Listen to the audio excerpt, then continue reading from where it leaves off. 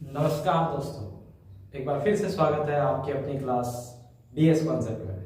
आज हम पढ़ने वाले हैं टाइप्स ऑफ सेंटेंस।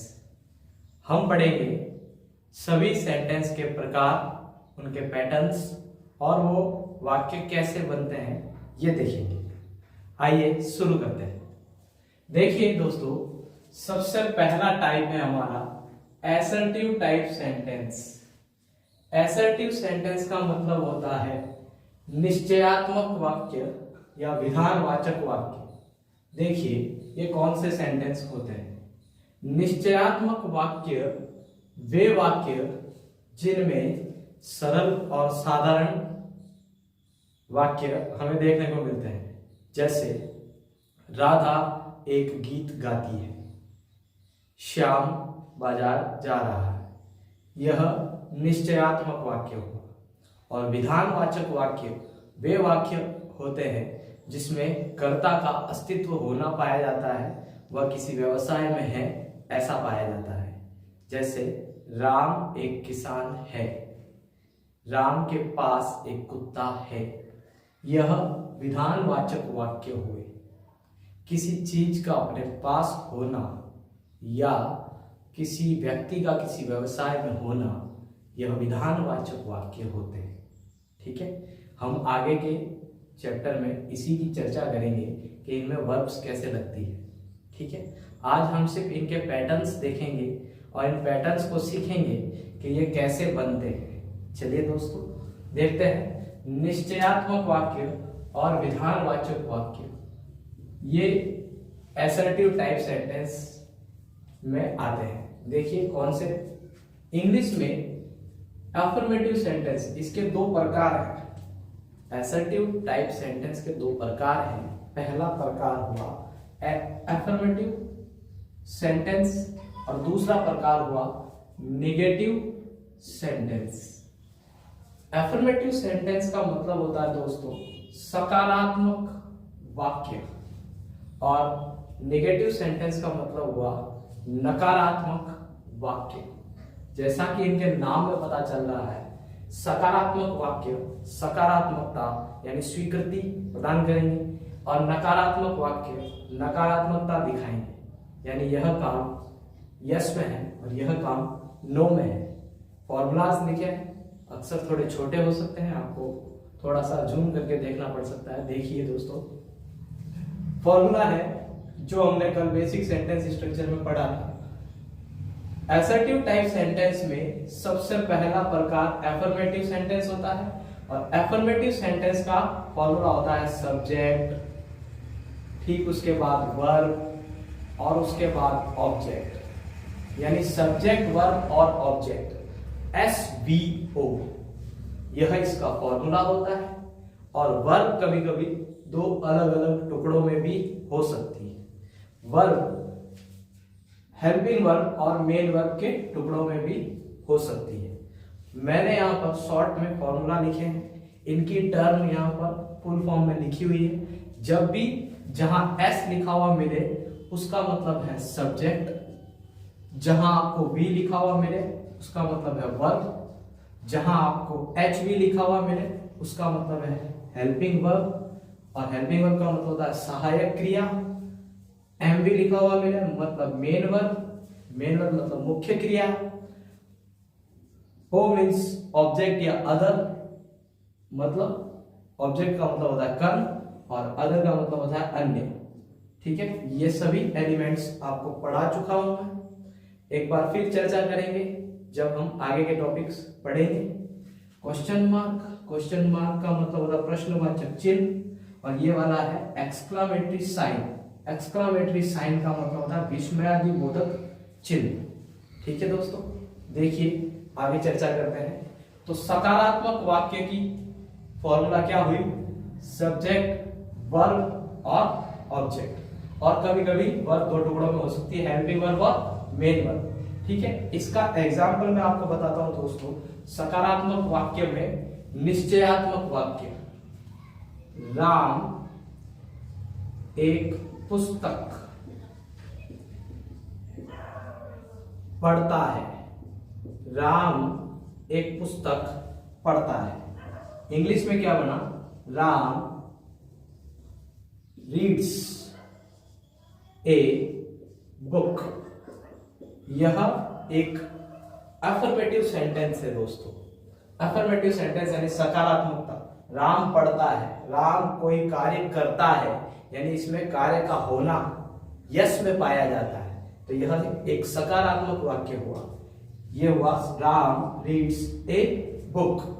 ठीक है दोस्तों, इसी का नेगेटिव बना लेते हैं पर नकारात्मक सेंटेंस।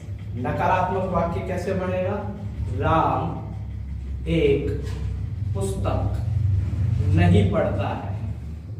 राम एक पुस्तक नहीं पढ़ता है, तो यह वाक्य कैसे बनेगा दोस्तों, Ram does not read a book. इसके सारे एलिमेंट चेक कीजिए दोस्तों।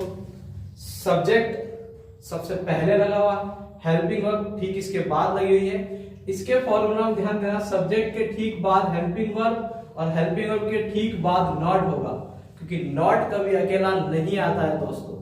नॉट हमेशा हेल्पिंग वर्ब के साथ आएगा और मेन वर्ब से पहले ही लगती है हेल्पिंग वर्ब, तो हेल्पिंग वर्ब के ठीक बाद नॉट और नॉट के ठीक बाद मेन वर्ब। ठीक है, फिर यहां पर ऑब्जेक्ट देखिए, Ram does not read a book. इन सभी एलिमेंट को डिटेल में बता देता हूं मैं आपको।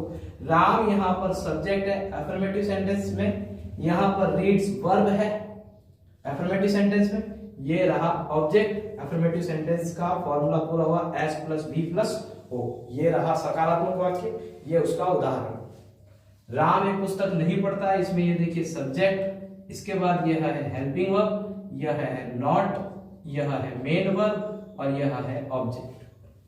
देखिए सभी एलिमेंट्स अपनी जगह पर है और ये बना अपना नेगेटिव सेंटेंस।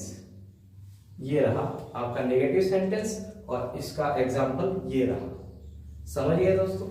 चलिए आगे चलते हैं। आगे चलने से पहले अपन एक और चर्चा कर लेते हैं दोस्तों कि हम लोगों को अधिक से अधिक एग्जाम्पल्स की जरूरत होगी। अधिक से अधिक एग्जाम्पल्स की जरूरत होगी तब हमें क्या करना है, कल हम एक क्लास रखेंगे जिसमें सिर्फ एग्जाम्पल्स पढ़ेंगे, सभी वाक्यों के कई सारे एग्जाम्पल्स पढ़ेंगे और उन पैटर्न्स को बनाना सीखेंगे। टेंस की चर्चा हम आगे के टॉपिक्स में करने वाले हैं, तो हमें जरूरत पड़ेगी वर्ब्स की। आप वर्ब्स पहले से तैयार कर ले दोस्तों। चलिए आगे चलते हैं। दूसरा प्रकार है interrogative type sentence. Interrogative type sentence क्या होता है, प्रश्नवाचक वाक्य। प्रश्नवाचक वाक्य यानी इसमें क्या होगा, प्रश्नवाचक चिन्ह होगा। प्रश्नवाचक चिन्ह से इसकी पहचान की जा सकती है। इसमें देखिए आप फॉर्मूला, हेल्पिंग वर्ब से शुरुआत होती है, फिर सब्जेक्ट होता है, फिर मेन वर्ब होती है और फिर ऑब्जेक्ट होता है। ठीक है दोस्तों, ऐसे वाक्य हेल्पिंग वर्ब से शुरू होने वाले वाक्य किस तरह से बनाए जाते हैं उन्हें हम सीख लेते हैं। सबसे पहले देखिए, जैसे एक सेंटेंस है सीधा, Ram is cutting vegetables. Ram सब्जियां काट रहा है। राम सब्जियां काट रहा है।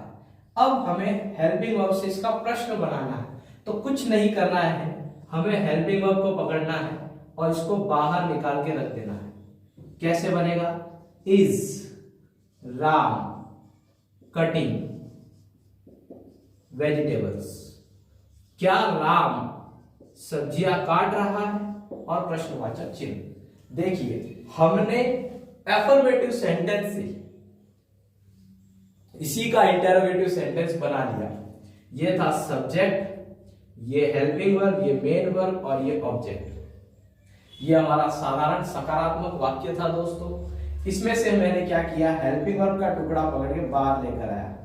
हेल्पिंग वर्ब जैसे ही बाहर लेकर आएंगे हम, तो यह एक प्रश्नवाचक वाक्य बन जाएगा।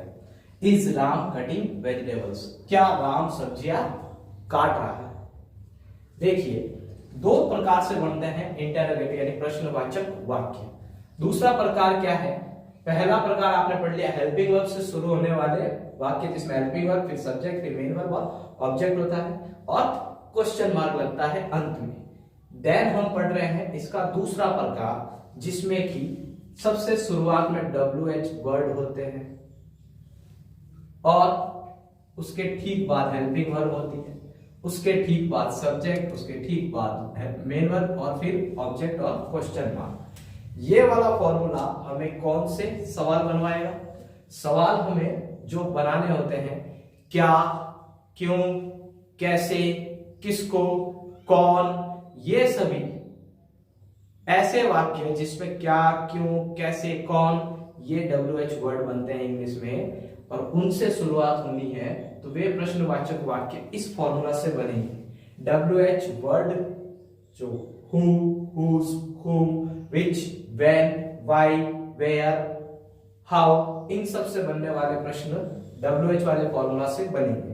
WH वर्ड सबसे शुरुआत में लगेगा और उसके ठीक बाद पूरा पूरा फॉर्मूला यही वापस लग जाएगा, helping verb, subject, main verb और ऑब्जेक्ट। देखिए इसी सेंटेंस को हम WH से बना देते हैं, राम इज कटिंग वेजिटेबल्स, और इसी को WH के साथ में बनाऊं तो क्या बनेगा? वाई, WH ले लिया हमने, क्यों, राम सब्जियां क्यों काट रहा है, तो वाई, WH वर्ड आया, इसके ठीक बाद हमने हेल्पिंग वर्ब रख ली, why is Ram, why is Ram cutting vegetables, Ram सब्जियां क्यों काट रहा है। ठीक है, ये बना WH वाला प्रश्न और ये बना हेल्पिंग वर्ब वाला प्रश्न, ये दोनों ही प्रश्नवाचक वाक्य हुए। ठीक है दोस्तों, हेल्पिंग वर्ब से शुरू होने वाले प्रश्न जितने भी होते हैं उनकी शुरुआत में ही क्या आ जाता है? क्या राम सब्जियां काट रहा है?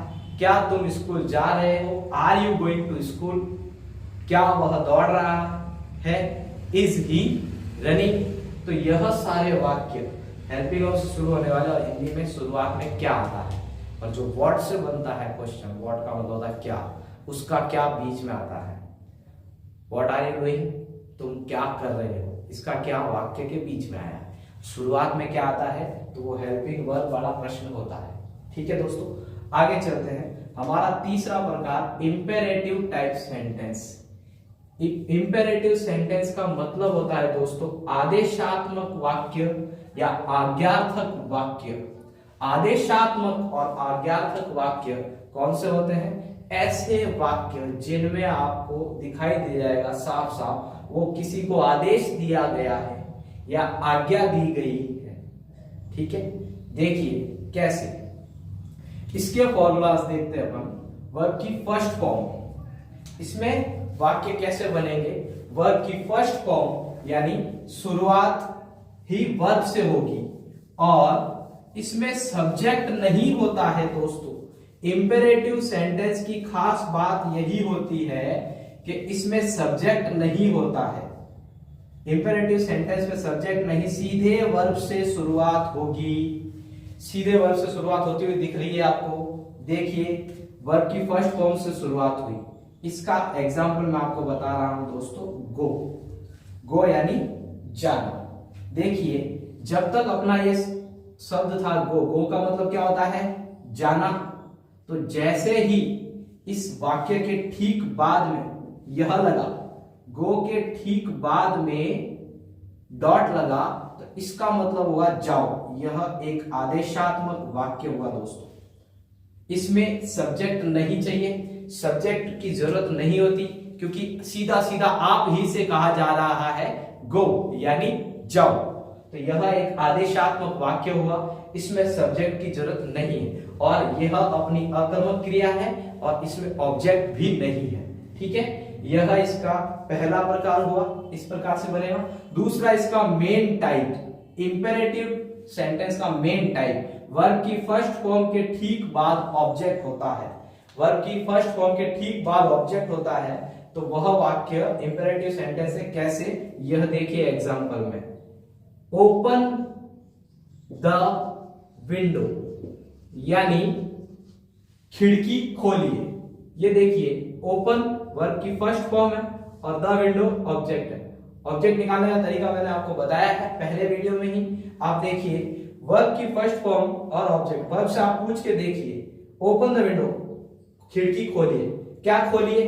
खिड़की। ऑब्जेक्ट पता चला ना हमें, तो हमें पता है कि इसमें यह वर्ब है और यह ऑब्जेक्ट। ओपन द विंडो, देखिए वर्ब की फर्स्ट फॉर्म और ठीक उसके बाद में है ऑब्जेक्ट। यह हुआ आपका इंपेरेटिव का मेन टाइप। इसके बाद देखिए एक और एग्जांपल, प्लीज और काइंडली से शुरू होने वाले वाक्य। प्लीज और काइंडली से शुरू होने वाले वाक्यों में ठीक बाद यहां पर वर्ब की फर्स्ट फॉर्म होती है। वर्ब की फर्स्ट फॉर्म कैसे होगी? देखिए, please give me a book, कृपया मुझे एक पुस्तक दीजिए। Please give me a book, कृपया मुझे एक पुस्तक दीजिए। इसमें कृपया यानी रिक्वेस्ट दिखाई दे रहा है आपको, यहां पे देखो प्लीज और काइंडली में रिक्वेस्ट दिखाई देता है। ठीक है, यह आदेश नहीं है, यह एक रिक्वेस्ट है, प्रार्थना है। ठीक है दोस्तों, अगला देखिए, लेट वाले वाक्य भी इंपेरेटिव सेंटेंस ही होते हैं। इसमें लेट के बाद ऑब्जेक्टिव प्रोनाउन होता है, जो आपको मैंने पढ़ा दिया था। सब्जेक्टिव के बाद ऑब्जेक्टिव होता है, me, us, you, them, him, her, it और मी। यह ऑब्जेक्टिव प्रोनाउन होते हैं और इसके ठीक बाद वर्ब की फर्स्ट फॉर्म होगी। इसका एग्जांपल मैं आपको यहीं पे दे देता हूं, let me do this work. देखिए कैसे बना, ये रहा लेट। लेट यानी दो, मी यानी मुझे, डू यानी करने दो, और दिस वर्क यानी यह कार्य, मुझे यह कार्य करने दो। इसका हिंदी अर्थ ये बना। ठीक है दोस्तों, अब आगे देखिए इनके नेगेटिव कैसे बनते हैं। वर्ब की फर्स्ट फॉर्म से जो बनता है, इसका नेगेटिव बनता है डोंट प्लस वर्ब की फर्स्ट फॉर्म। गो का नेगेटिव मैं बना रहा हूं, क्या बन जाएगा? Don't go. ठीक है दोस्तों, वर्ब की फर्स्ट फॉर्म और ऑब्जेक्ट है, इसका नेगेटिव कैसे बनता है? डोंट प्लस वर्ब की फर्स्ट फॉर्म और ऑब्जेक्ट। जैसे ओपन द विंडो, इसका क्या बन जाएगा negative? Don't open the window, उस खिड़की को मत खोलो, ये बन गया इसी का नेगेटिव। देखिए प्लीज और काइंडली के बाद वर्ब की फर्स्ट फॉर्म आई, तो प्लीज के बाद डोंट हो जाएगा, please don't give me a book, मुझे एक पुस्तक मत दो, यह इसका नेगेटिव हो गया। और let me do this work, मुझे यह काम करने दो, इसका नेगेटिव बन जाएगा let me not do this work, यानी हेल्पिंग वर्ब। इसमें लेट जो है यही इसकी हेल्पिंग वर्ब का कार्य करती है, यही इसकी मुख्य वर्ब तो है डू, और मेन वर्ब के लिए यह एक एडिशनल वर्ब है लेट। तो लेट इसमें हेल्पिंग वर्ब का कार्य करती है और नॉट इसके साथ आया हुआ है, और इससे थोड़ा दूर इसलिए है क्योंकि ऑब्जेक्टिव प्रोनाउन बीच में आया हुआ है।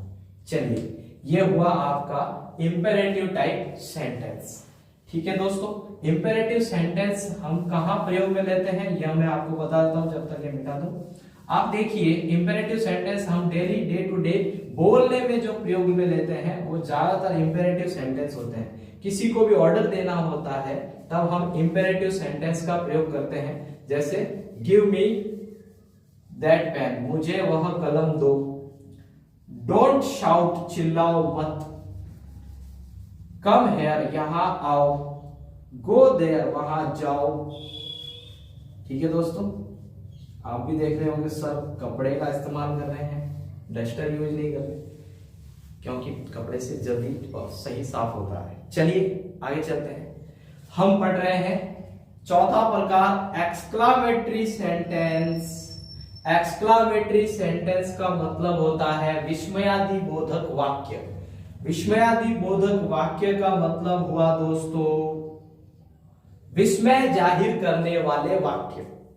विस्मय जाहिर करने वाले वाक्यों में क्या क्या विस्मय होते हैं? या तो खुशी जाहिर की जाती है, या दुख जाहिर किया जाता है, या सरप्राइज जाहिर किया जाता है। तो इनके वाक्य किस फॉर्मूला से बनेंगे वो देखिए दोस्तों।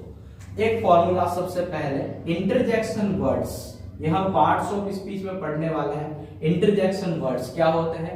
इंटरजेक्शन वर्ड्स अपने आप में खुशी और दुख बताने वाले शब्द होते हैं। जैसे किसी को कहना है शाबाश तो हम उसको बोलेंगे ब्रावो, और किसी को कहना है अच्छा किया तुमने काम तो हम बोलेंगे वेल डन।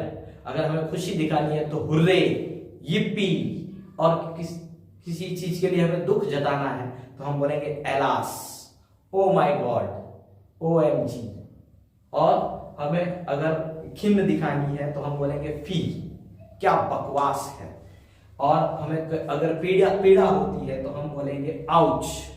आउच का मतलब पीड़ा, कष्टदायक कुछ हुआ है, ठीक है। और उसके ठीक बाद आपको सब्जेक्ट वर्ब और ऑब्जेक्ट यानी साधारण वाक्य लगा देना है।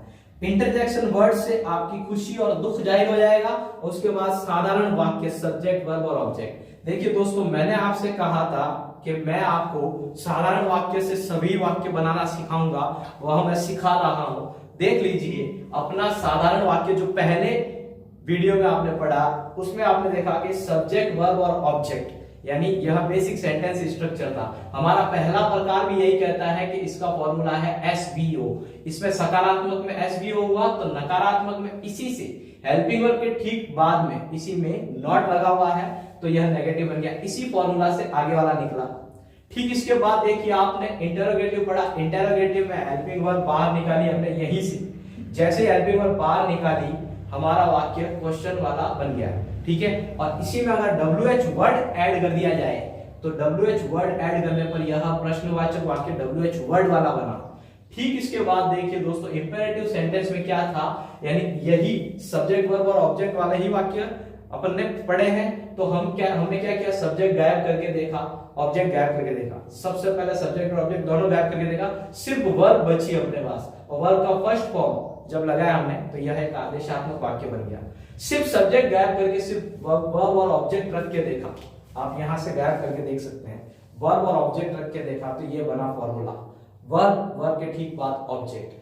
ठीक इसी के पहले, इस फॉर्मूला के ठीक पहले हमने प्लीज और काइंडली लगा दिया तो ये वाला सेंटेंस बना। और ये वाला बना है लेट से, शुरुआत में लेट लगाने पर और उसके बाद ऑब्जेक्टिव प्रोनाउन लगाने पर वर्ब की फर्स्ट फॉर्म ठीक बाद में रहेगी और ये बन जाएगा लेट वाला वाक्य। ठीक है दोस्तों, कैसे बन रहा है दिख रहा है आपको? देखिए आगे इसमें क्या लगाया है हमने नया, इंटरजेक्शन वर्ड्स लगाए हैं। और इंटरजेक्शन वर्ड्स के ठीक बाद विस्मयादिबोधक साइन है, विस्मयादिबोधक चिन्ह ये रहा, देखिए एक्सक्लेमेटरी साइन बोलते हैं इसको। और इसके ठीक बाद वाक्य अपना साधारण ही है, सब्जेक्ट वर्ब और ऑब्जेक्ट। इसके एग्जांपल्स आपको दे देता हूं मैं, देखिए hurray,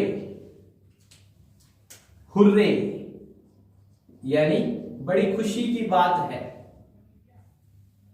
India won the world cup, अरे वाह इंडिया ने वर्ल्ड कप जीत लिया तो यह बड़ी खुशी की बात है, ठीक है। यह खुशी जाहिर करने वाला शब्द। और इसके ठीक बाद हमारा देखिए सब्जेक्ट वर्ब और ऑब्जेक्ट लगा हुआ है। इंडिया ने क्या जीता? World cup. ये रहा आपका ऑब्जेक्ट। काम कौन सा हुआ? जीतने का, ये रही वर्ब। और किसने जीता है? इंडिया ने। ये है आपका सब्जेक्ट, ये है आपका इंटरजेक्शन वर्ड, ठीक है। चलिए दोस्तों, ये हुआ आपका इंटरजेक्शन वर्ड वाला साधारण वाक्य, साधारण जो कि विस्मयादिबोधक प्रकार का है। चलिए इसके बाद देख लेते हैं एक दुख वाला। दुख वाला कैसे? एलास, बड़े दुख की बात है। APJ अब्दुल कलाम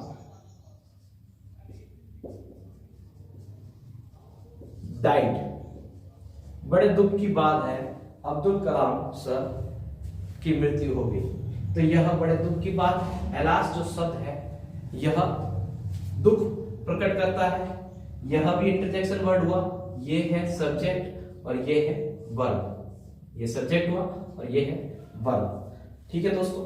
ये आपका विस्मयादिबोधक वाक्य हुआ पहला प्रकार। और एक और प्रकार है जिसमें क्या होता है, देखिए व्हाट और हाउ से शुरुआत होगी, लेकिन यह प्रश्नवाचक प्रकार नहीं है क्योंकि इसके अंत में विस्मयादिबोधक चिन्ह लगा हुआ है। देखिए व्हाट और हाउ से शुरुआत होगी और इसके ठीक बाद एडजेक्टिव वाला कोई ना कोई शब्द होगा, उसके बाद सब्जेक्ट होगा और उसके बाद ऑब्जेक्ट होगा, ठीक है दोस्तों।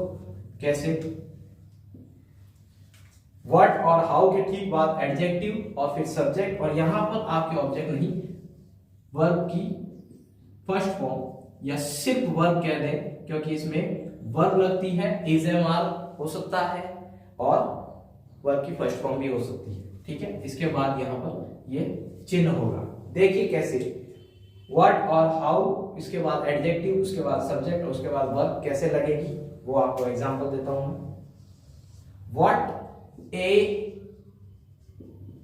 बिग हाउस इट इज, कितना बड़ा घर है। यह कैसे निकला है, देखिए यह साधारण वाक्य था, it is a big house. यह एक सीधा सरल वाक्य था, अपना एफर्मेटिव, यह एक बड़ा घर है। इसको विस्मयाधिबोधक बनाने के लिए इससे सिर्फ WH वर्ड बाहर निकाला गया है। What a big house it is, कितना बड़ा घर है ये, कितना बड़ा घर है, इसका मतलब ये नहीं कि इसको मापना है, कितना बड़ा घर है मतलब कि घर बहुत बड़ा है। और how beautiful Sita is, Sita कितनी सुंदर है। How intelligent Sita is, Sita कितनी होशियार है। यह देखिए, यह कितनी होशियार, यानी उसकी बुद्धि को मापा नहीं गया है, यहां पर बताया गया कि सीता बहुत होशियार है। सीधा वाक्य करेंगे तो क्या होगा, सीता इज वेरी इंटेलिजेंट। क्या बनेगा, सीता इज वेरी इंटेलिजेंट। तो बेसिकली यह वेरी बताने के लिए, और ये देखिए बिग के अंदर जो इसका भाव आ रहा है, यह बताने के लिए व्हाट लाया गया है। वेरी इंटेलिजेंट, बहुत ज्यादा सुंदर है, इसी के लिए हाउ आया हुआ है। देखिए ब्यूटीफुल, और Sita is very intelligent. How intelligent Sita is का क्या बना, हाउ इंटेलिजेंट सीता इज का, Sita is very intelligent, Sita is very beautiful. ठीक है, देखिए दोनों एग्जांपल दिए थे आपको, और दोनों एग्जांपल इस तरह से हुए।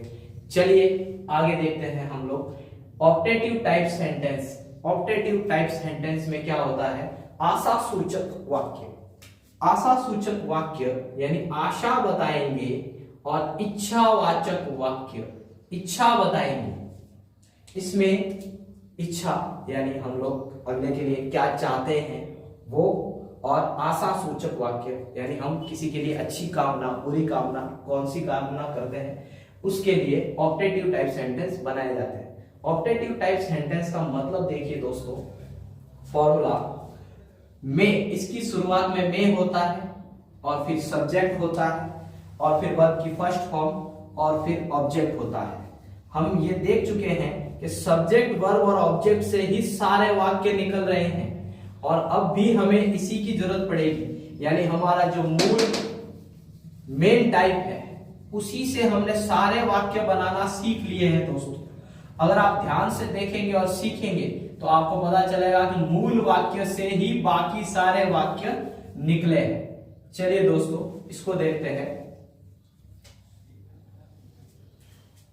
में के बाद सब्जेक्ट होगा, इसके बाद मेन वर्ब की फर्स्ट फॉर्म, और फिर ऑब्जेक्ट होगा, या फिर good morning, good evening, happy new year, happy Diwali, इस तरह के वाक्य होते हैं। ये सारे आशा सूचक या कामना सूचक वाक्य होते हैं। तो कामना सूचक वाक्य बना रहा हूं मैं आपके सामने, देखिए, मे गॉड ब्लेस यू, भगवान आपका भला करे।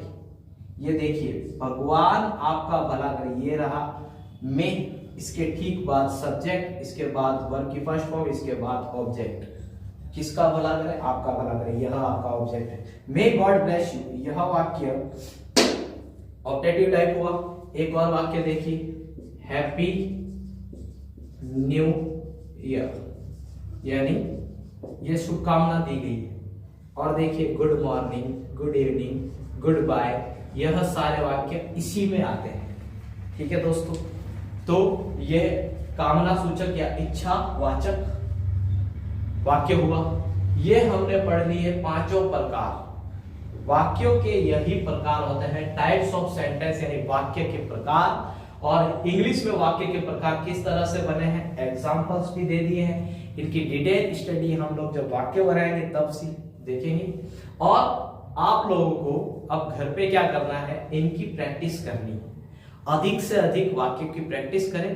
टेंस लगाना मैं आपको सिखा दूंगा, हम इसी चैनल पर और अच्छे से अच्छे कॉन्सेप्ट पढ़ेंगे, बेसिक और एडवांस लेवल के कॉन्सेप्ट पढ़ेंगे। आपको थोड़ा सा धैर्य बना के रखना है, मैं आपके लिए लेकर आऊंगा और इजी कॉन्सेप्ट, और हम लोग एडवांस इंटरेस्टिंग फैक्ट पढ़ेंगे इंग्लिश लैंग्वेज के। आपको मुझे सपोर्ट करना है, हमारे चैनल को सपोर्ट करना है, तो please like and subscribe this channel और पढ़ते रहिए अंग्रेजी इंग्लिश मेरे यानी आपके अपने इंग्लिश गुरुजी के साथ। मैं हूं दयाशंकर भारती और आज का सेशन यही खत्म करते हैं। नमस्कार।